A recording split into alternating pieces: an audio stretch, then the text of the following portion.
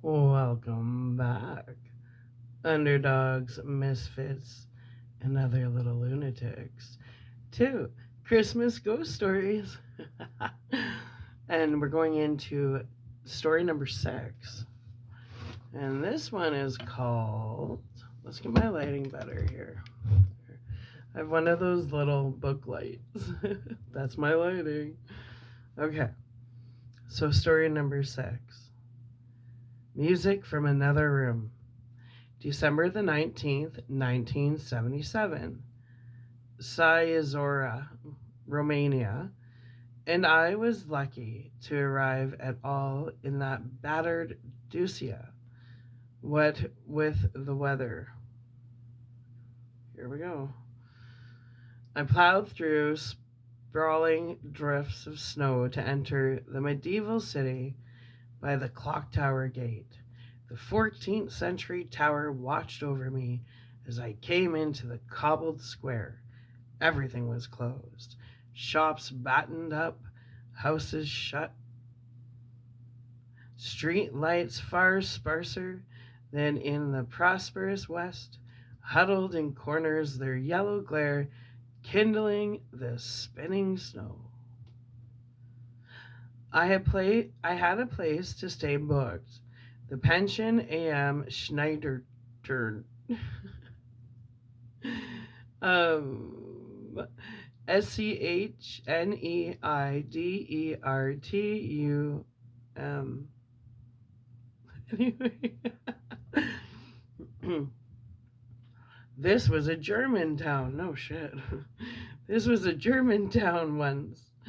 But there were few Germans left in Sigizora,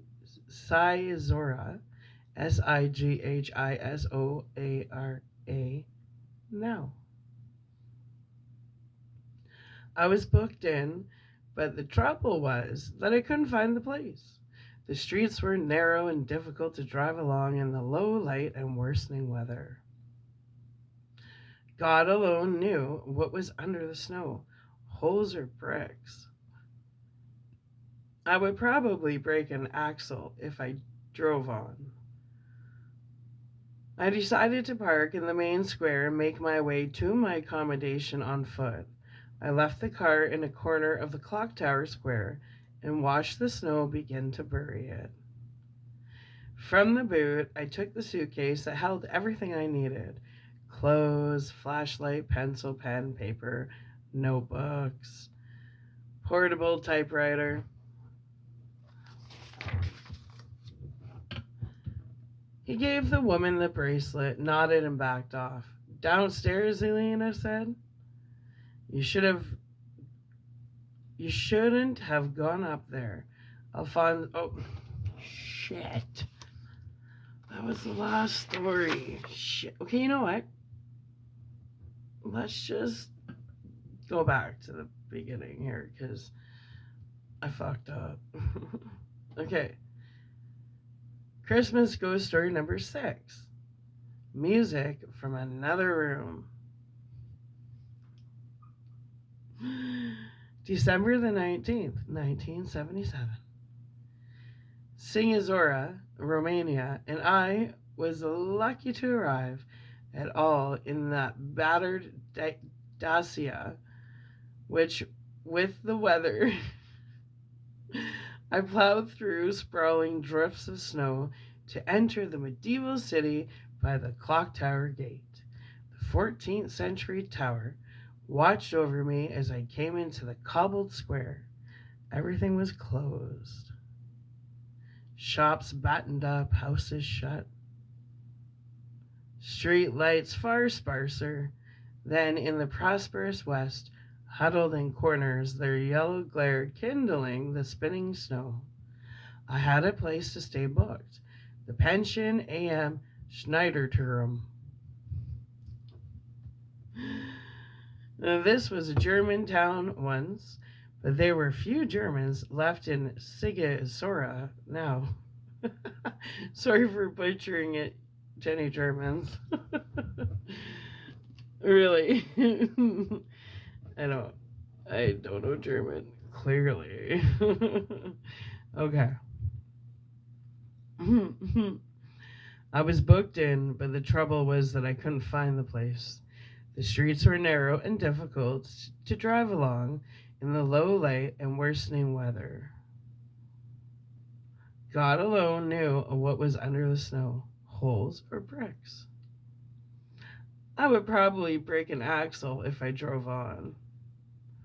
I decided to park in the main square and make my way to my accommodation on foot. I left the car in a corner of the clock tower square and watched the snow begin to bury it. From the boot, I took the suitcase that held everything I needed: clothes, flashlight, pencil, pen, paper, notebooks, portable typewriter,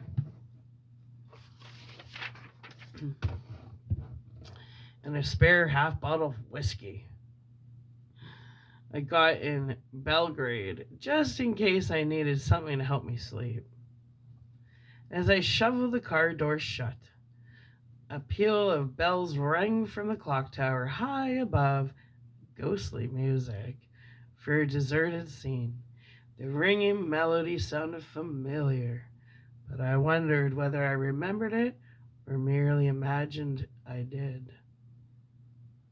Fatigue fuddled my senses.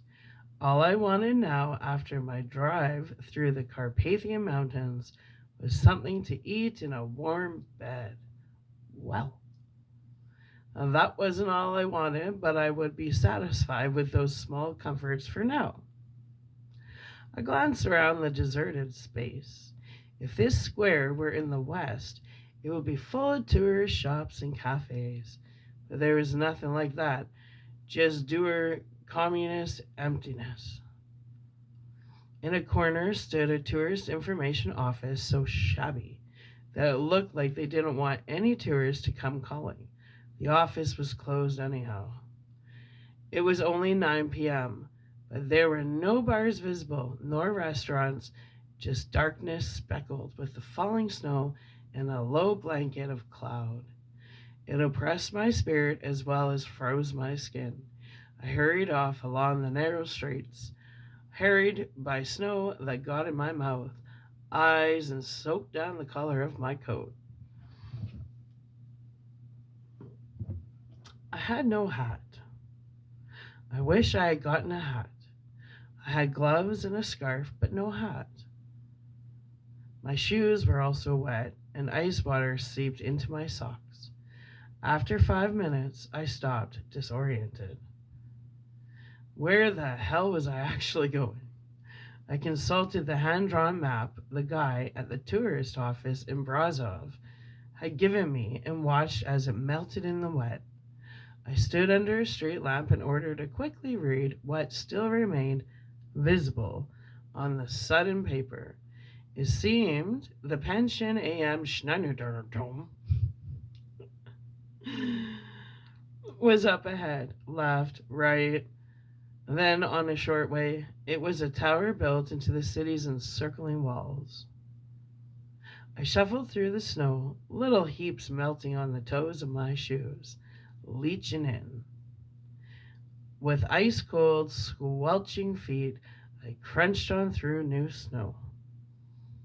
The tips of nearby metal railings poked through a snowdrift on a wind-swept street corner, stark black against the white, looking like crochets and quavers on a music score.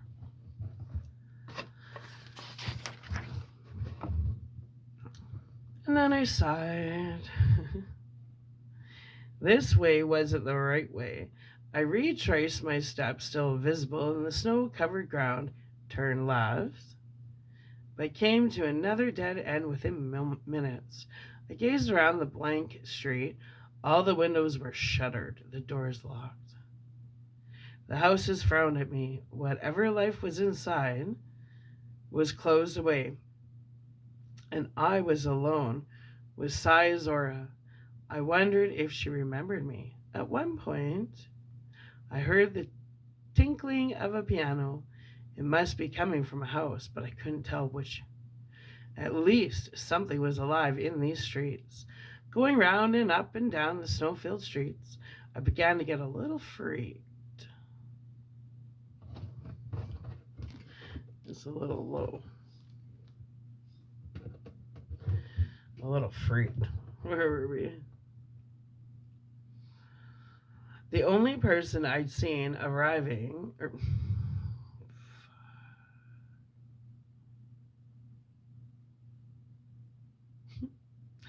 going round and up and down the snow filled streets, I began to get a little freaked. The only person I'd seen since arriving was a hatted and gloved figure who'd hurried away before I could ask directions. Some old man with more important business than helping a stranger find his way.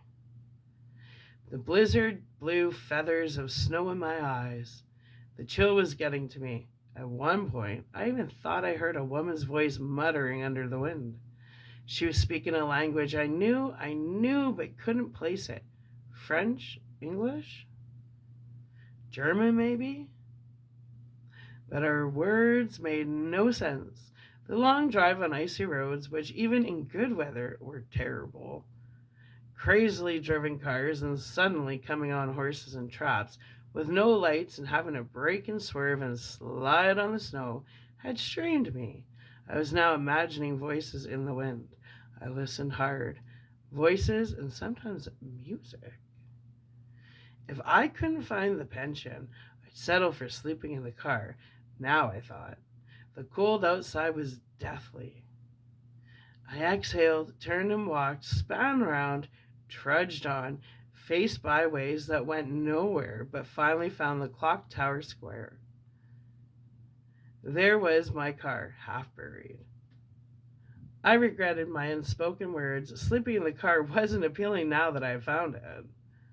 There was a woman. Hello, I shouted across snowflakes on my tongue.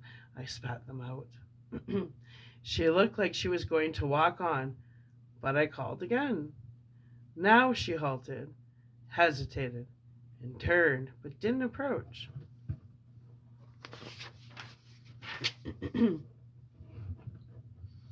I walked closer, waving the wet rag that had been my map. I'm looking for the pension and schnurnerturnertum. I'm a tourist. She shrugged and shook her head. I'd been optimistic to think she'd understand English. Hesitantly, I said the same thing in Romanian. I'd not wanted to speak Romanian. Instead of looking pleased that I was speaking her language, she frowned. I went on anyway. Yes, I'm booked here tonight. I'm booked there tonight. I just wondered if you could direct me. Her brow furrowed even more deeply. You don't know?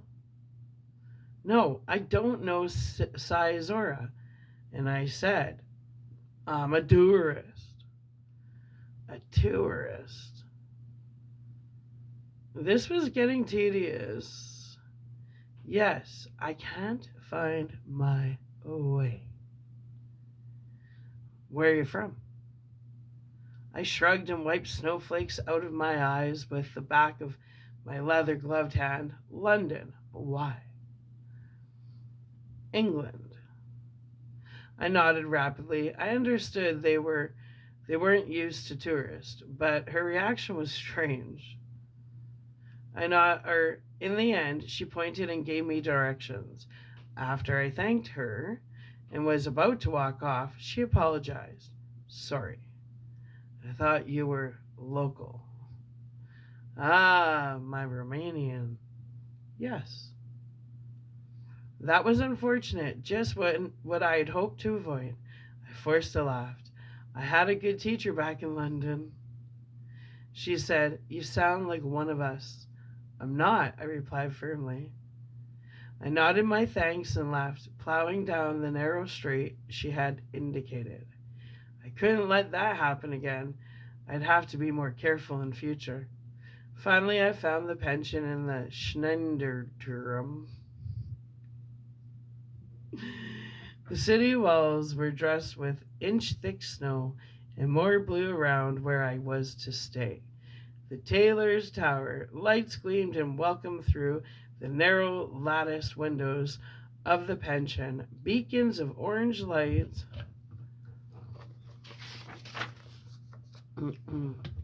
spilling out into the winter that whirled around the city. The snow, now lit, looked welcoming, Christmassy even.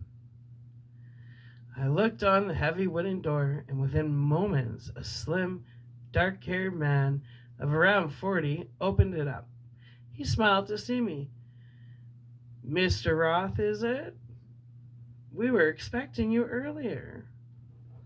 I nodded, wiping the wet from my face, blinking snowflakes off my eyelids.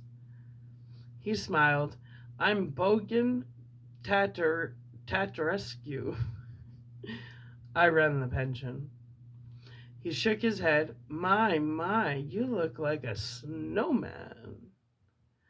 His English was excellent. That's why he probably got the job of running the pension. He was almost certainly an informer for the secret police. It didn't make him a bad man. That's how things were in communist Romania. He took my suitcase out of my hand to help me as I took off my coat and extracted my fingers from the sodden gloves. Snow fell off me in melting clumps onto the rug at the entrance.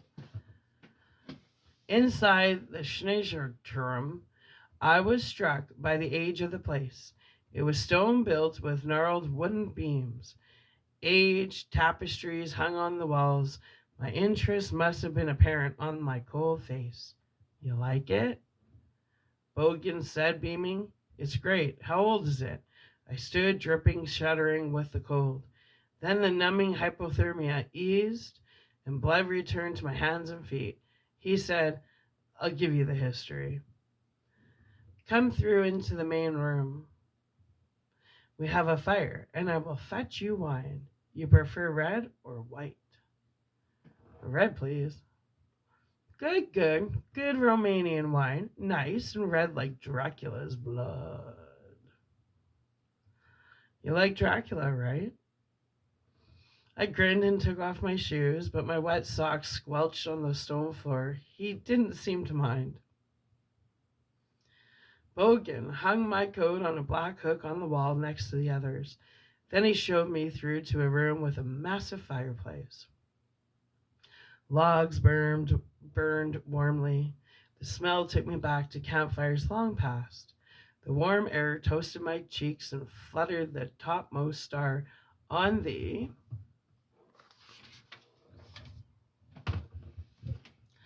small Christmas tree that stood in the corner. Little silver and gold baubles hung from its tinsel branches. That must be for me, I thought.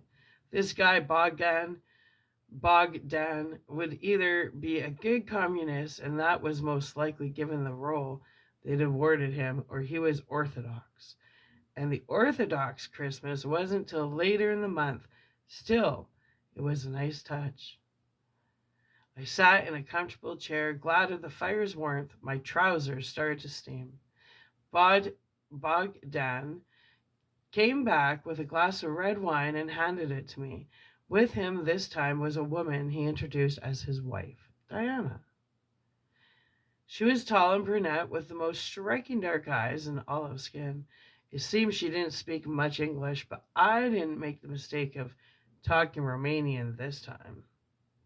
I nodded and smiled like people do the world over to indicate goodwill. They sat on the sofa opposite. So, Bogdan said, it's nice to welcome you to Schneeturm. You would like to hear something of its history? I nodded and sipped my wine. I was starting to relax, but knew that was dangerous. I would refuse a second glass. Bogdan talked. Sizora was a fortification of the ancient Dacians, enemies of Rome. I smiled politely, and he went on down the centuries. When he got to the Middle Ages, he said, in the 11th century, the King of Hungary, who ruled the area, invited Germans to settle here to defend him from the armies of the Turks. The Germans, they were specifically Saxons, owned this city for many centuries. Schasbrich. Schasbrich, I said. He looked at me thoughtfully. In correct German, Schasburg, Schabburg. The name you used is the slang of the Saxons. Another mistake. The wine was loosening me too much. I put the half full glass on the wooden side table. So, the Saxons arranged that each guild, you are familiar with medieval guilds, butchers, tailors, stonemasons. I'm familiar with the idea. He nodded and smiled like a schoolteacher, then went on. Each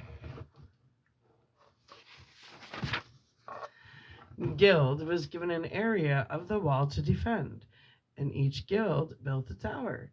This was the Tailor's Tower, the Schnenger der Turm. How long ago was that? I asked.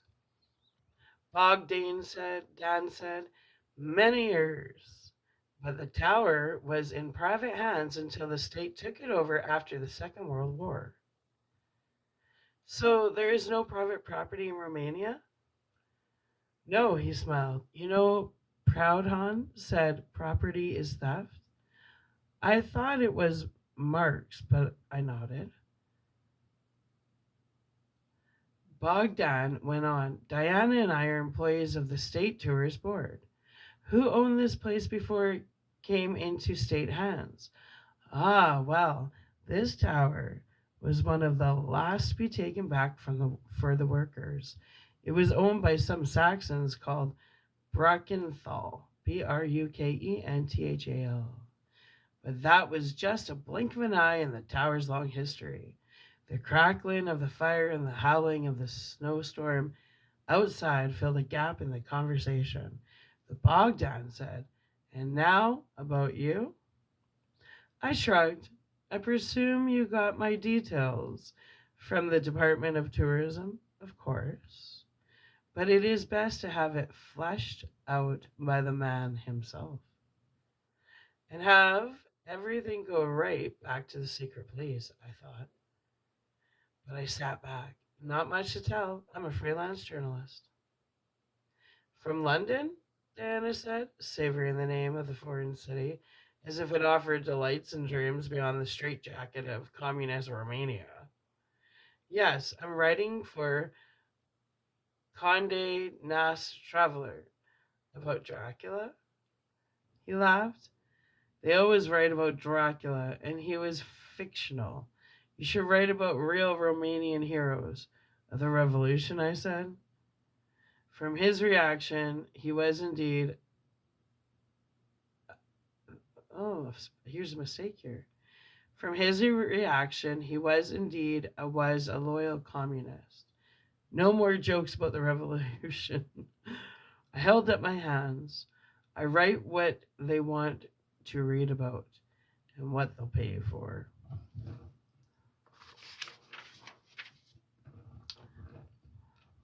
And they will pay for Dracula, Bogdan said. You know, this city is the birthplace of the real Vlad Dracula. Sighisoara, Sighisoara. Yes, hence my visit. Very good. Now finish your wine. But I didn't finish the wine. I engaged in pleasantries until I was a bit drier, and then I went to my bed in the charming stone-walled chamber at the top of the tower. There was a window with wooden shutters. I didn't open them because I could hear the wind moaning outside. I told myself that's why I didn't open them, but maybe it was really because I didn't want to hear muttering voices on the wind. An old-looking ceramic heater had brought the room up to the reasonable temperature, and there were thick blankets on the bed. I undressed quickly, dragged on my pajamas, and got into bed. I slept remarkably well. The only incident was that in the middle of the night, someone woke me by playing the piano. I lay there listening, the soothing melody strangely familiar. Familiar, but at first I couldn't place it. If anything, it sounded like an old air my mother used to play, but she hadn't played in years. She said she didn't have the heart for it now. My dozing mind followed the tune up and round, like the wheels of a watermill. And just as I was falling asleep, it came to me. That was it, that's what it was called. Die Alte Mule. DIE space ALTE space MUHLE. The old mill. But how had I known that?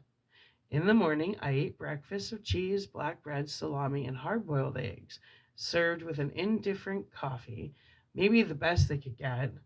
The local ingredients were excellent, and I enjoyed them. Bogdan and Diana seemed to enjoy watching me eat too. I felt like an exhibit in a zoo. And what are your plans today, Marcus? The shutters were open. I looked out the window. It had stopped snowing, and dazzling white rectangles of light reflected from the snow covered walls of the house opposite. I said, I thought I'd just take a wander around the town, get the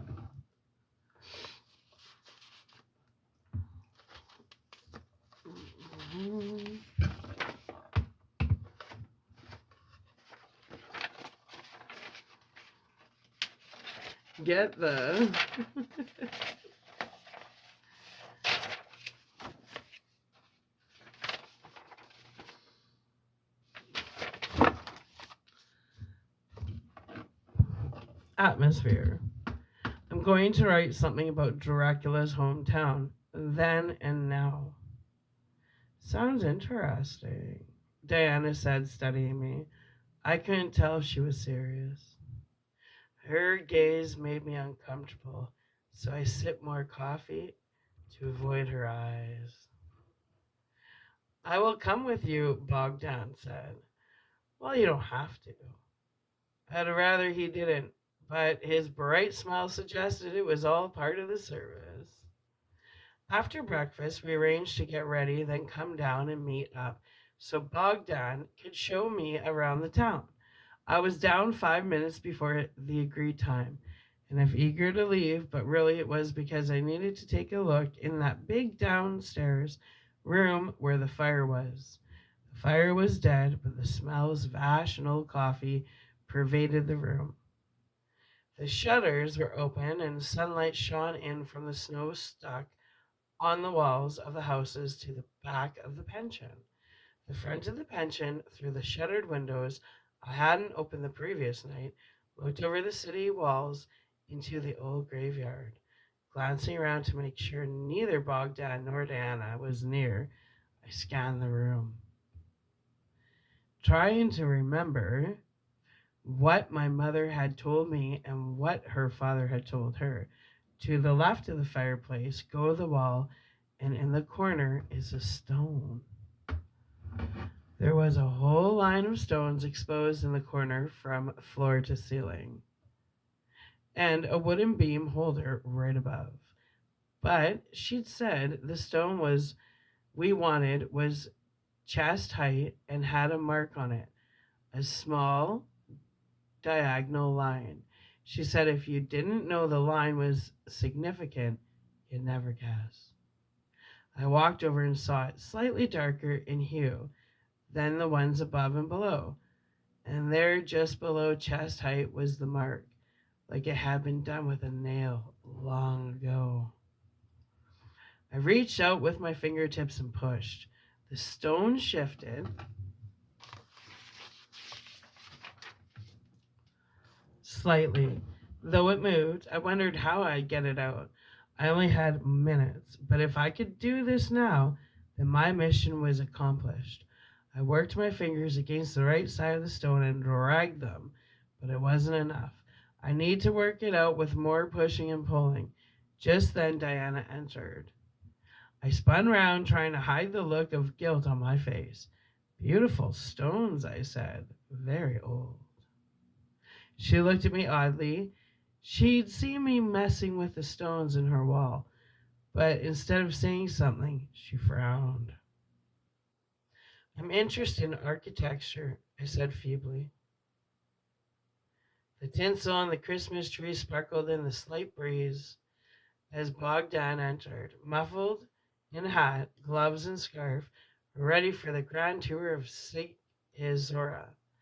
Bogdan stepped into the middle of the room.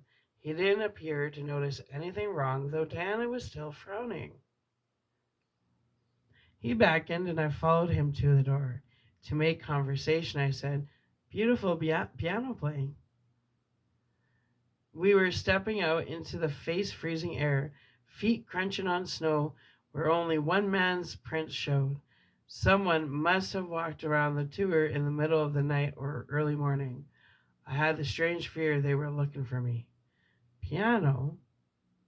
Bogdan said, interrupting me from my reverie. "Who is playing?" "Well, I thought you were playing last night." "No," he said, "we have no piano." "But I heard music." He shrugged. "We have no piano." "Diana used to play a little, but not me. But still, we don't actually have a piano." "Maybe from next door," I said. Bogdan gestured behind us to the tower that stood alone in the city wall. "Luckily, we have no next door." Then he joked, "Just the cemetery?"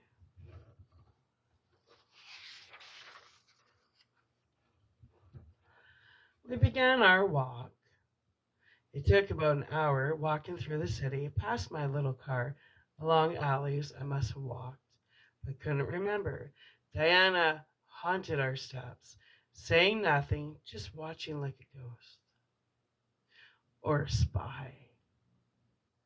But Bogdan knew his history and was an engaging speaker.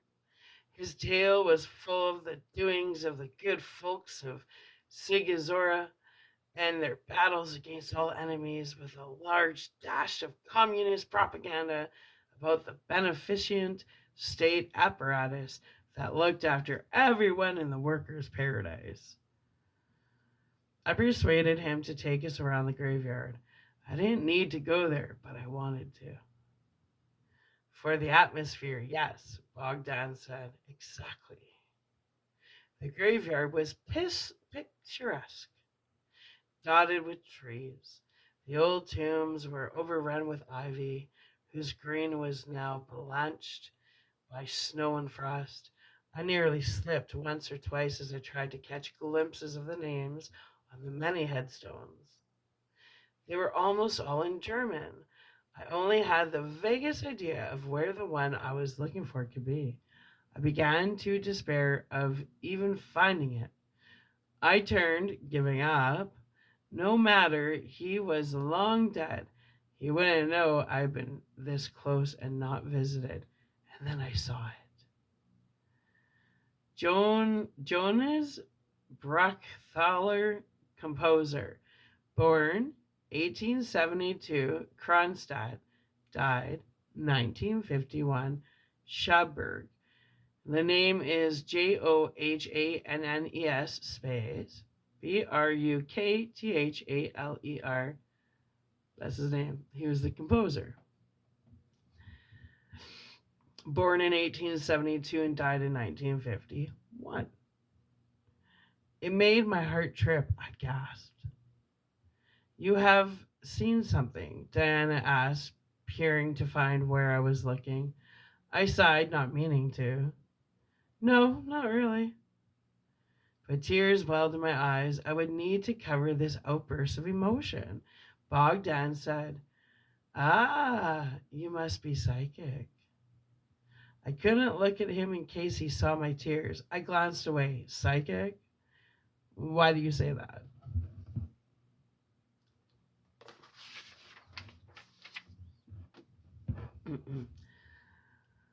Bogdan laughed. This Johannes Brock Thaler was the owner of the Cheshire Durham before the state repossessed it. My voice had a catch in it, so I stopped and cleared my throat before I spoke. When was that? 1951. He died then. 26 years ago? I was 4. How did he die? I asked. I don't know, Bogdan said. I wasn't around, but maybe it was his piano playing you heard. They say he was a gifted pianist and a counter revolutionary, Diana said coldly.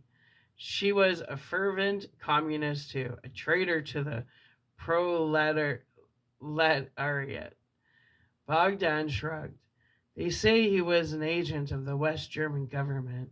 He was executed, Diana said coldly. I wanted to punch her, but instead I stood in silence until Bogdan said, Come, there's more of the city to see, much more. I was exhausted by the time evening came. Nevertheless, I sat and listened to more of Bogdan's stories over a dinner of fried pork and potatoes and white wine. It hadn't snowed again, but it grew dark early, and somehow the atmosphere of cheerless winter clung to the old tower. Without them noticing, I wiped off the dinner knife with my napkin and smuggled it into my jacket pocket. Later, I made an excuse and said I had to begin my article. I sat in my room, tapping away on the portable typewriter, and managed maybe 300 words. 300 bad words.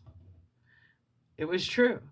I did have a commission to write a piece uncovering the corruption at the heart of Dracula's country. It was to use a metaphor of the blood sucking count and the blood sucking communist regime, so I had to be careful how much I put down before I got over the border. I went to bed. I had a plan, and I set my alarm clock for 3 a.m. in the quiet of the old tower. I lay there listening for that music again. I thought maybe old Johannes wished me well in my task. I dozed. The alarm rang, and I silenced it almost immediately. I sat in my bed in the cold heart of the night. I had a flashlight in my suitcase, and I fumbled for it in the icy dark, switching it on with my thumb, the shaft of light setting motes of dust dancing in its artificial beam. The room smelt cold. It felt cold. It was cold. And I was going to go downstairs in my pajamas. If I got caught, I'd say I was sleepwalking or going for a drink of water in the kitchen or something. Then meekly returned to bed. I padded down the stone steps and thanked Bogdan and Diana for the strip of carpet that ran down the middle of the stairs. Safely at the bottom, I crept through the living room, a small fire still glowing in the hearth. It shifted and muttered as glowing ashes collapsed inwards in a sputter of orange and blue. I switched off the flashlight to be less conspicuous and stowed it in the pocket of my pajama jacket. I could see well enough by the light of the dying flames. I wanted to be quick. I knew where the stone was now, and I had the knife to help me prise it out. I traced the mark on the wall with my fingertips. This was the one. I budged it slightly with my nails, then slipped the tip of the stolen dinner knife into the gap, working it quietly, my heart hammering in case I was discovered. I tried to praise it out, but it was still stuck. The stone budged and dust fell from the crack in the wall onto the carpeted floor. It still didn't move enough, though. I shoved the knife in deeper, really pushing it to get some leverage, and then I heard a noise. I stopped dead. The only sound now was my heart pounding in my chest. I listened hard, but heard nothing else, and then something. There had definitely been a noise. I listened again, wishing my noisy heart to beat more quietly so I could hear better. There was movement above, but whether it was the drowsy turning in bed of my sleeping host or somebody wakefully listening to what I was doing, I couldn't make out, so I waited longer. Then I thought, if I'm caught, there will be worse than if I'm. Wait. I thought, if I'm caught here, it will be worse than if I'm caught on the stairs or on the way into my room. Best just get this damn stone out and see what's behind it. Get my fingers on what I hoped was there, take it and leave. I went to do it, digging the knife in as deeply as I could, ever so quietly. The door swung open behind me. I span round, expecting the light to go and Bogdan, or worse, Diana, to be standing there. But the light didn't go on. No voice spoke. Instead, I heard a piano playing. The tune echoed from some ethereal plane floating just behind ours. The music went on, even more familiar now. It was ghost music. The ghost of a song my mother used to play, The Old Mill. I had the strangest sense that the music wished me well and wanted me to get on with my task. So while the piano melody rippled on, rising and falling like water through a mill wheel, I dug at the stone and it came free. I'd scarcely dare hope I would find it. I took the flashlight out and shone it into the recess behind the stone I'd removed. This was the hiding place I was told about, and there was the book. It was a manuscript. I reached in and dragged it out. It hadn't been moved in nearly 30 years, and brick dust smeared the cover. It was a manuscript of Johannes Breckenthall's compositions for piano, long lost since his death. Johannes Breckenthal had some following in his life, but those who knew his work, he was considered a genius. But not much of his music survived. This manuscript of lost tunes was probably worth something, worth money to some, but worth far more to me. I took it and placed the stone back. Stone dust littered the floor, and I pushed it around my foot to make it less conspicuous. They didn't know anything had been hidden there. They certainly didn't know about the recess behind the stone. It hadn't been opened since they came to Shenderterm. My heart lifted in jubilation. My task was complete. I'd succeeded in the quest that drew me to Sizefora. Now I just needed to leave.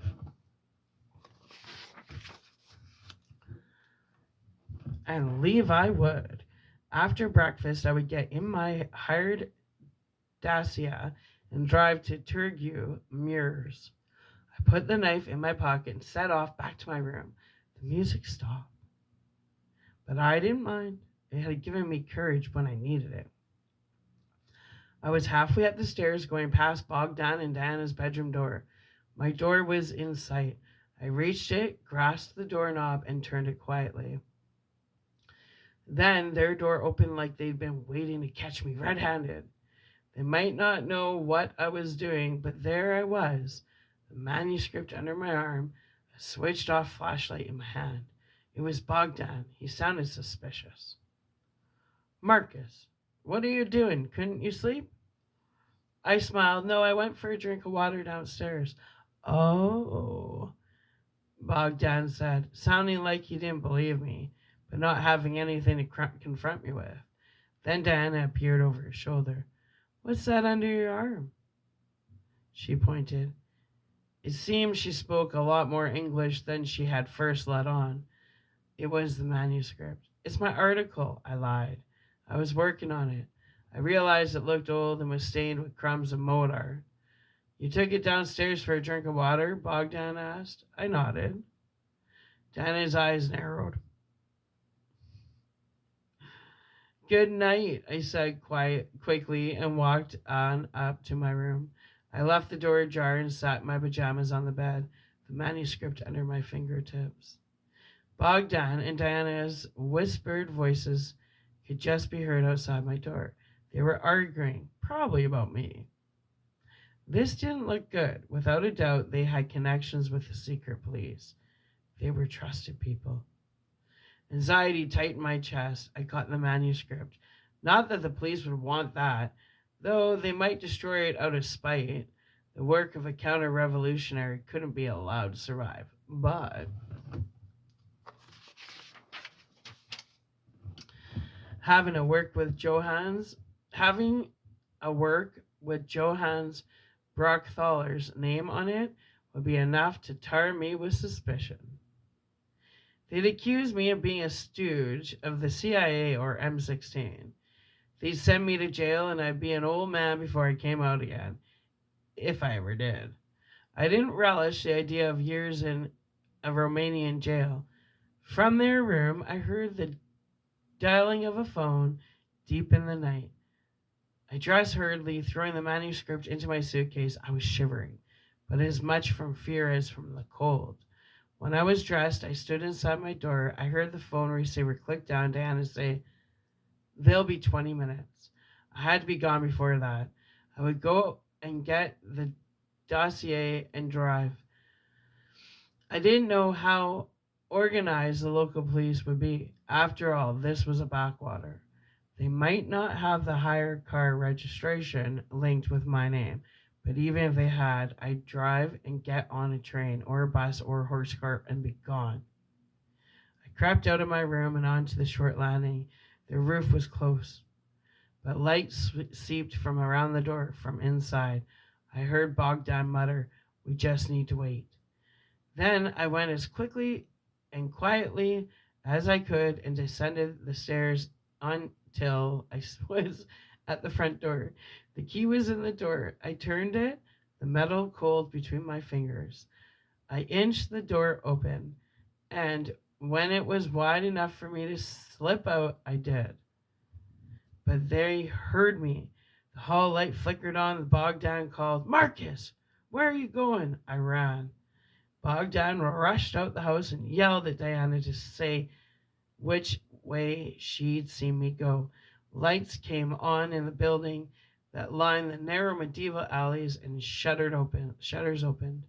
I was now thankful for the sparsity of the street lights as I fled along the street after street and alley after alley, breath coming in clouds, slipping on the icy pavement beneath my feet. The sound of boots pounded after me. This was their town now. They wouldn't let me get away. I darted right, a dead end, then left. This was more promising, but I had no idea where I was or how I was going to get to my car. I needed to lie low, but where?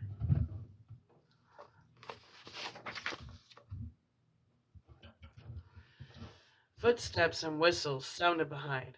I couldn't believe they were still used whistles, but the shrill blast pierced the frigid air. God knows how many people were behind. I couldn't keep this up. My lungs burned and my legs ached with the weight of my shoes. I stopped for an instant, leaning on a wall, bent over, grasping for my life. I just needed a few seconds to steady my ragged breathing. Muffled sounds came from way behind. I thought of running again, but I didn't know where I was running to. The streets around me looked both familiar and unfamiliar. The stones of the centuries stared down. I wasn't their enemy. My folk built these streets so long ago, and now it was back. 26 years after I was first forced to leave. I couldn't outrun them, so I had to find somewhere to hide. Itchy nose. But I was just getting more and more lost. I thought of going to the graveyard. It was outside the city walls, but that meant I'd have to climb the walls. And first, I'd have to find them. I couldn't see anything here, just houses. A whistle shrieked out ahead of us. A voice yelled, "He's up here!" and was answered by one behind. I was a fox between two packs of hounds. For all I knew, I might get beaten to death in a police cell. In my agony of despair, not knowing how to escape, I heard the piano again, the same tune. It came from in front and right, ghostly and insistent. But the police had my footprints. They'd soon be here. The music got louder. What could this mean? Was some ghost taunting me? Was this the last trick of the spirit of Johannes Breckenthal, the composer?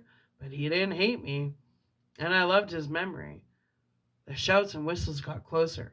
I was going to have to run again, but the music seemed to lead me, and I followed the notes that hung ethereally in the cold air between this world and the next. The music drifted from the alley to my left, a passage that looked like all the other alleys here. But no police whistle had shrieked from down there, and there was no sound of pursuing feet, so I ran down it.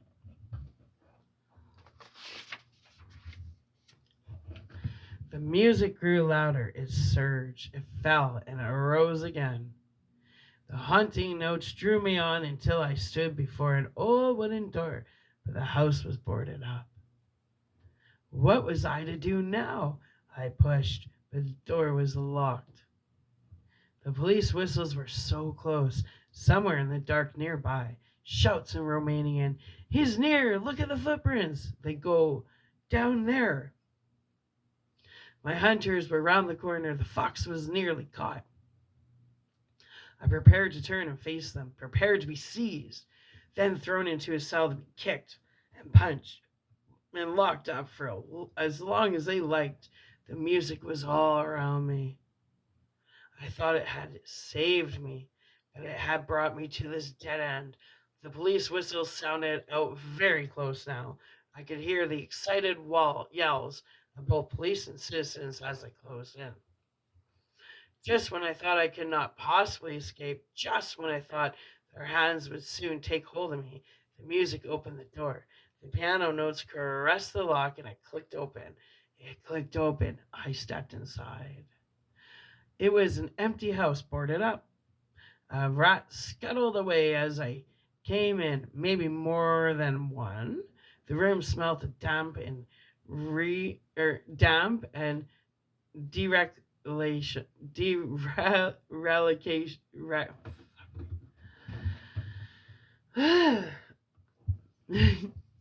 It was an empty house boarded up. A rat skulted away as I came in, maybe more than one. The room smelt of damp and dereliction. Dereliction,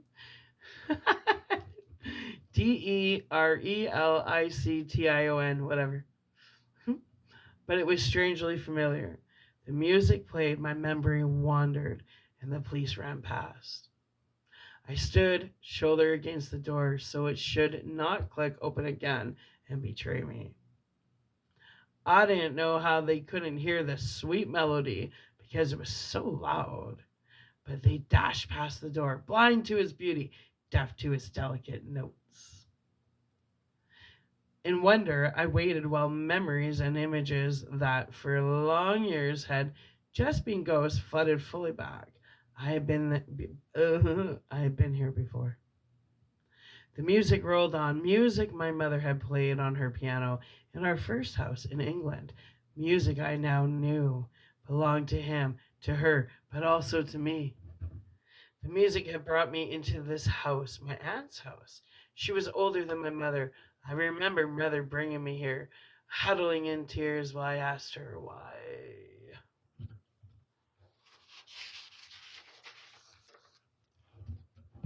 They'd come to take him, she said. As a child, I hadn't known what she meant.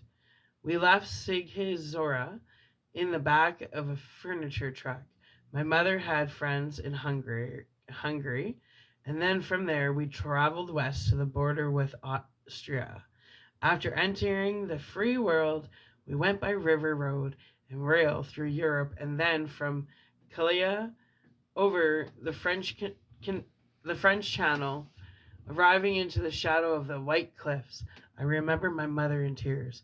For her, England was a place of opportunity, a place of escape. For me, it had been my upbringing and my life, but I always knew I had to go back to Romania.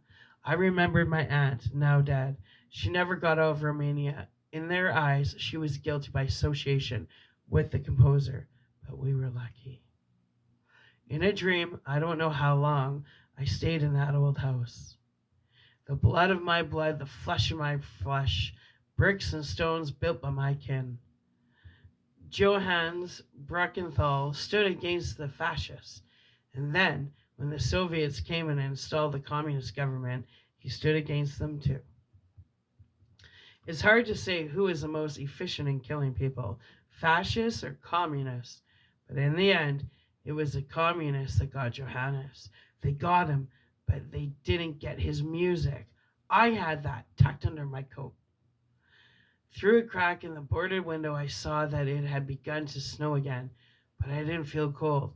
I didn't feel cold, and I didn't feel hungry. It was as if the music made me invulnerable to these things. An old man's soul, his indomitable will, his boundless love given to me now through his beautiful music. I stood spellbound.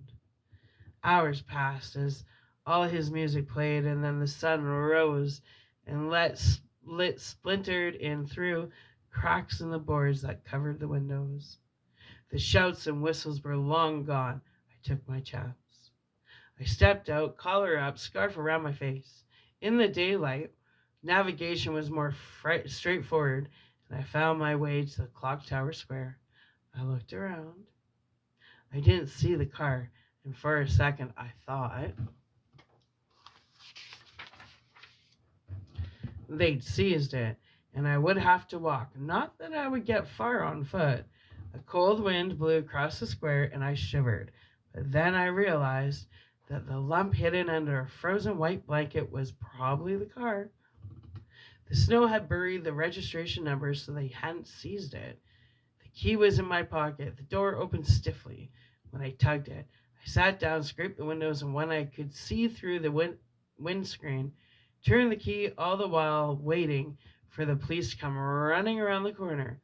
But the engine fired eventually, and the heater cleared the ice and mist, and so I backed out, turned around, and left Singhazora, a town that was once home to my people. I drove. I didn't know if I'd get out of Romania, though I'd try. Every second was a nightmare. But I made it to Târgu Mureș. I planned on getting a train from Târgu Mureș to Budapest, and from there to Vienna and west. At the Westbahnhof in Vienna, I heard the music again, but this time far away. The next time I heard it played was in London. My mother lifted up the piano lid and for the first time in years played. Though only two of us sat in there on the rainy day in England, there were three of us in that room, joined in memory, blood, and spirit. Johannes Bruckthaler was my grandfather. Cool story. All right. My little underdog misfits and little lunatics. We're going to shut her down for a few hours. And then I'll be back with story number 7, The Lights. I'm loving these Christmas ghost stories. I find them super enjoyable. Yeah. Anyway, I hope you're enjoying them too. And I hope you come back for more. That's right. Love ya. If you're sleeping, sweet dreams. Bye for now.